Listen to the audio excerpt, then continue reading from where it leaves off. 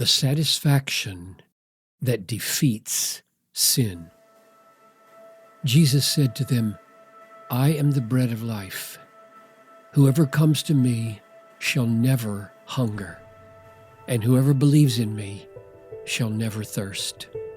John 6:35. What we need to see here is that the essence of faith is being satisfied with all that God is for us in Christ. Defining faith this way emphasizes two things. One is the God-centeredness of faith. It is not merely the promises of God that satisfy us. It is all that God Himself is for us in Jesus.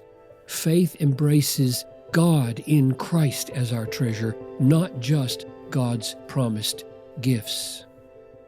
Faith banks its hope not just on the real estate of the age to come, but on the fact that God will be there.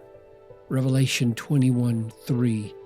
I heard a loud voice from the throne saying, Behold, the dwelling place of God is with man.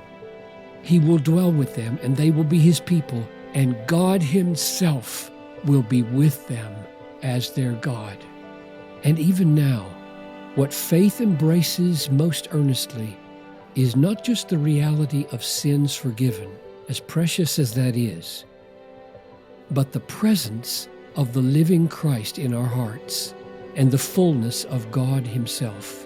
In Ephesians 3:17-19, Paul prays that Christ may dwell in your hearts through faith, and that you may be filled with all the fullness of God. The other thing emphasized in defining faith as being satisfied with all that God is for us in Jesus is the term satisfaction.